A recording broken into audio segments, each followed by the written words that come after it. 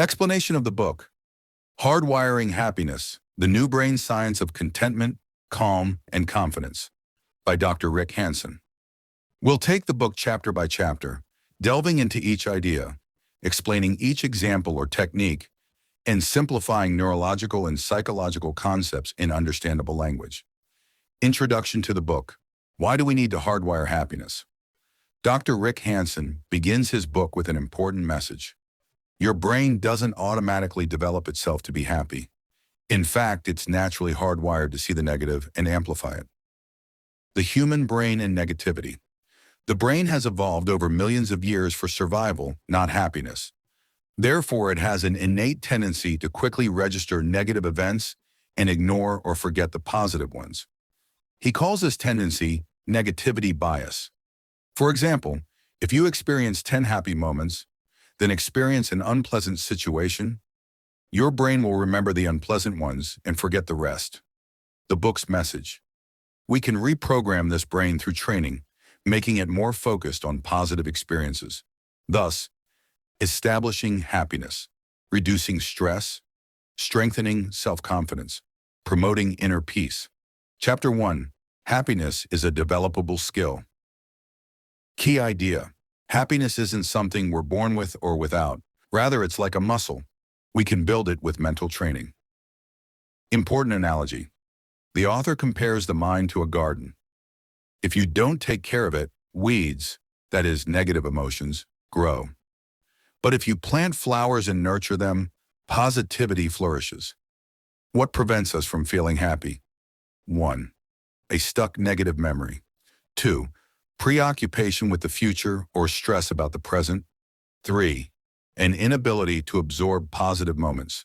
The solution: we need a practical way to transfer positive experiences from our immediate awareness to our long-term memory. Here, the author introduces the HEAL technique. We will explain it in detail later. Chapter 2: 3 Layers of the Mind. Rick Hanson divides the human brain into 3 basic layers, borrowed from biological evolution. 1.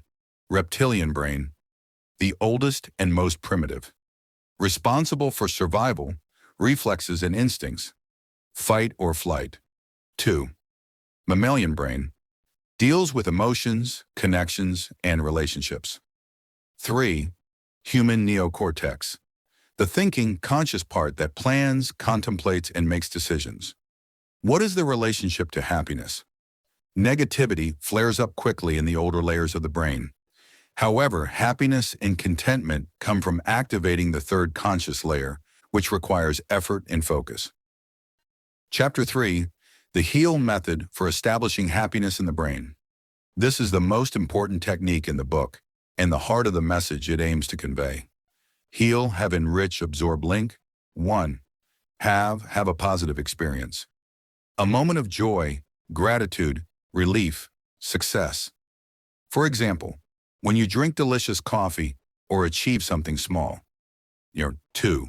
Enrich, enhance this moment. Don't let it pass quickly. Make the experience richer and clearer in your mind. Focus on it for 10-30 seconds. Experience it with all your senses. 3. Absorb it.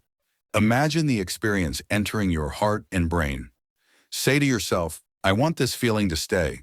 This is the key to creating new neural pathways. 4. Link, associate. Optional step: link this positive experience to a negative memory or experience so that the positivity covers it. The result? When you practice these steps regularly, your brain begins to wire happiness. Over time, you become more positive without much effort. Chapter 4: Replacing threat with safety. Most of the stress we experience stems from an unconscious sense of threat. The author explains how we create psychological dangers that make our bodies tense up as if they were facing a predatory tiger. How do we reprogram the mind to feel safe? 1. Notice safe moments. 2. Focus on their details. 3. Allow your body to gradually relax into them. 4. Practice this daily, especially when you sleep or wake up. Chapter 5: From inadequacy to sufficiency. Many people internally feel inadequate. This feeling drives them to worry, compare, perfection, and even self-flagellate. The author presents a powerful idea. Each of us has a natural sense of adequacy within us, but it's stifled. How do we release it? Observe the experiences that make you feel sufficient, loved, and respected. Use the heal technique to ground it. Chapter 6. From Craving to Satisfaction. We live in a state of permanent craving, wanting something all the time. This creates a chronic sense of inadequacy and stress. The solution? Strengthen your sense of momentary satisfaction. Create moments when you feel all is well. This doesn't preclude ambition, but it creates a foundation of inner peace. Chapter 7. From a closed heart to an open heart. Emotional wounds or disappointments can cause us to close our hearts, but a closed heart prevents us from feeling love or compassion. Rick suggests a great exercise. 1. Recall a moment when you felt love, gratitude, or compassion. 2. Focus on it using heal. 3.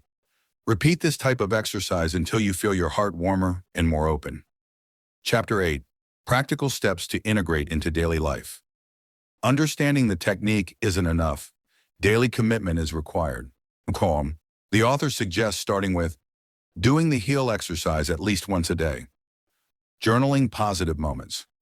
Using this method during simple daily events, eating, walking, relationships. A very powerful takeaway from the book. Happiness doesn't come from circumstances, but from how your brain reacts to them. What you pay attention to grows. What you repeat takes root.